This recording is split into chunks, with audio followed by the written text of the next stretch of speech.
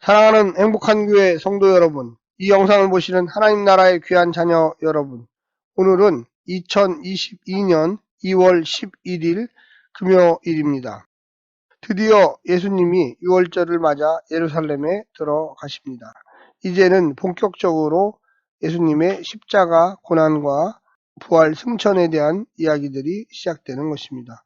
무려 24장 중에 13장부터는 본격적으로 시작되니까 거의 반 정도가 예수님의 고난과 부활에 대해서 이야기하고 있게 되는 것이죠. 짧은 기간을 자세하게 기록하고 있습니다.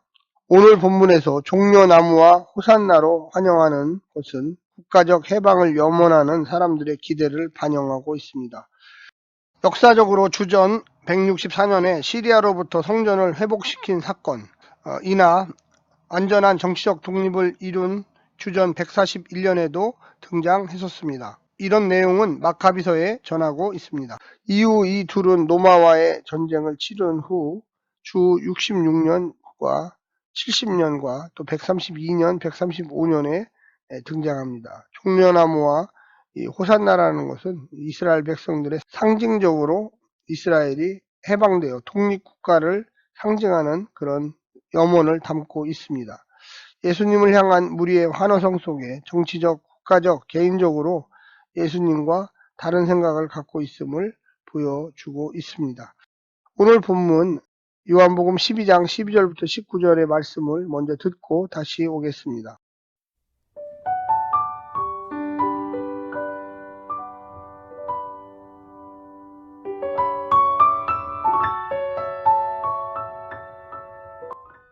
그 이튿날에는 명절에 온 큰 무리가 예수께서 예루살렘으로 오신다는 것을 듣고 종려나무 가지를 가지고 맞으러 나가 외치되 호산나 찬송하리로다 주의 이름으로 오시느니 곧 이스라엘의 왕이시여 하더라.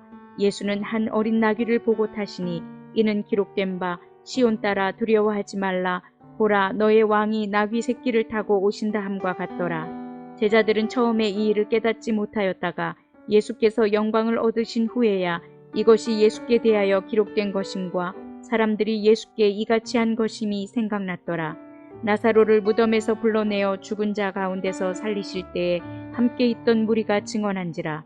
이에 무리가 예수를 맞음은 이 표적 행하심을 들었음이러라. 바리새인들이 서로 말하되 볼지어다 너희 하는 일이 쓸데없다. 보라 온 세상이 그를 따르는도다 하니라.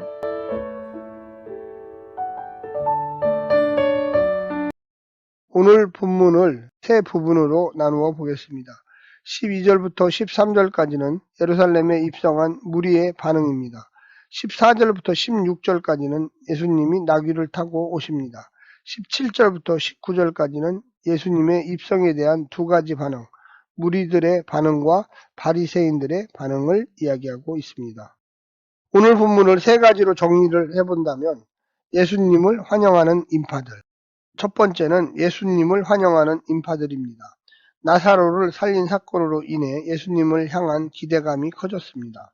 더욱이 갈릴리에서부터 예수님의 기적을 경험한 사람들은 그가 예루살렘에서 그것도 6월절에 행할지 모르는 일에 대한 큰 기대감을 가졌습니다.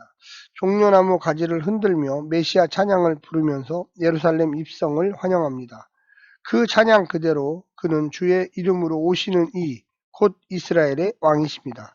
하지만 과연 그가 이룰 나라는 그들이 기대하는 나라일까요? 두 번째는 나귀 타고 입성하시는 예수님입니다. 호산나 찬양하던 이들이 기대하는 메시아라면 백마를 타고 입성해야 어울릴 것인데 예수님은 어린 나귀를 타고 입성하십니다.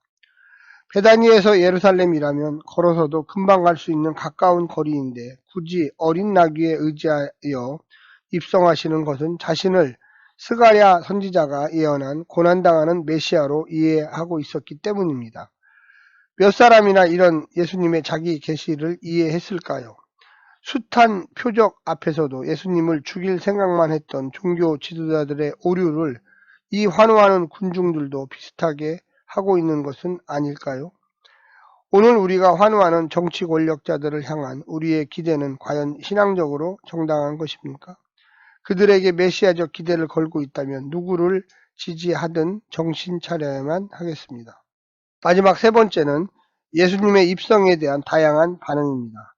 예루살렘에 입성하시는 예수님을 극렬하게 또 극진히 열렬하게 환영한 무리의 정체가 드러났습니다. 그들은 예수님이 나사로를 살릴 때 그 자리에 있었던 자들의 증언을 들었던 사람들입니다. 그들이 예수님을 향해 무언가를 기대하지 않을 수 없었을 것입니다. 바리새인들이 그들의 반응을 보고 온 세상이 그를 따른다고 과장하여 말할 정도로 그 환영은 진지하고 절실했습니다. 바리새인들도 다른 사람들의 반응을 중계할 것이 아니라 자신들의 입장도 얼른 정리해야만 했습니다.